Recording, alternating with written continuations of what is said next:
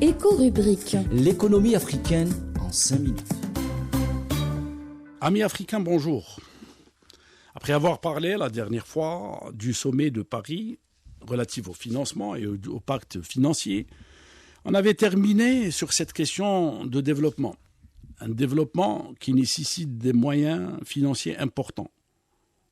On avait parlé de 27 000 milliards de dollars, plus que le produit intérieur brut des États-Unis d'ailleurs.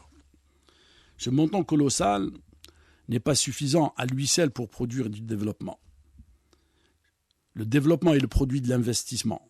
Il est produit du travail et de la mise en place de plans de financement et de plans de développement rigoureux, harmonieux, qui prennent en considération toutes les erreurs qui ont été commises antérieurement. C'est dans ce sens que la question de la croissance, qui se pose de plus en plus et qui se pose avec acuité dans le continent africain, devrait être prise avec plus de considération. La croissance n'est que le fruit de l'investissement, de la variation positive du capital fixe, comme préfèrent le souligner les économistes. Donc, cette variation, matérialisée par une augmentation des stocks des investissements,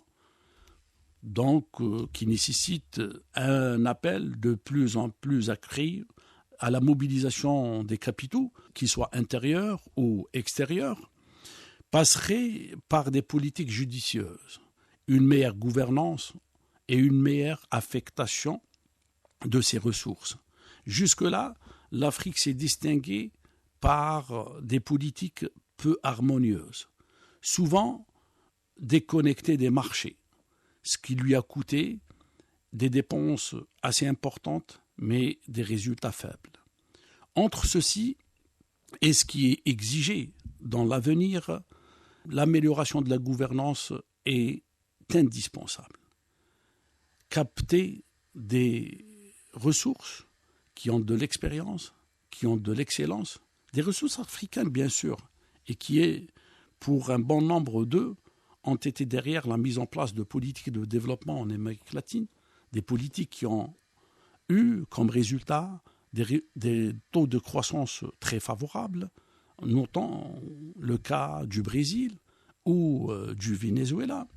Donc, des compétences pareilles devraient être sollicitées, rappelées, pour réfléchir sérieusement sur cette question de développement.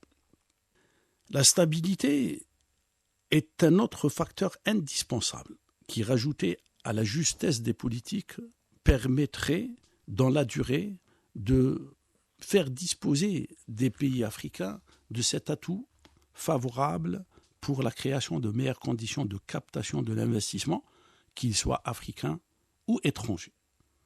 Cet investissement étranger, soyons prudents, car de plus en plus, on parle de l'Afrique. Les grandes puissances ciblent l'Afrique, se dirigent vers l'Afrique, orientent leurs investissements en Afrique. Ceci se traduit par une augmentation des stocks d'investissement en infrastructure ou en industrie. Mais faudrait-il rappeler que ces investissements devraient avoir des logiques qui permettraient aux pays africains de créer de la richesse au niveau de ces pays eux-mêmes, de créer du développement et de l'emploi.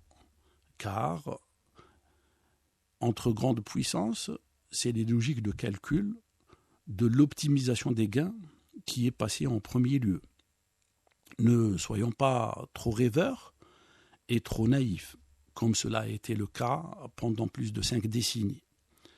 Que ce soit des capitaux chinois, russes ou européens, les Africains devraient être très attentifs aux conditions d'investissement, aux projets et aux secteurs vers lesquels seront orientés ces projets, et aux logiques de développement réelles, permettant une amélioration des conditions de vie, une production de richesse et une répartition qui sera au bénéfice des populations africaines.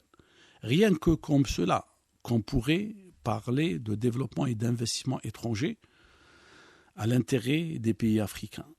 Les logiques et les marchés seront plus disputée dans les années à venir, les logiques seraient plus rudes et l'atrocité en termes de concurrence a déjà commencé. Les pays africains sont appelés d'être plus raisonnés, d'être plus rationnels et surtout de passer en priorité les intérêts des Africains. Alors, rendez-vous est donné aux pays africains de tirer profit des expériences antérieures. Au revoir.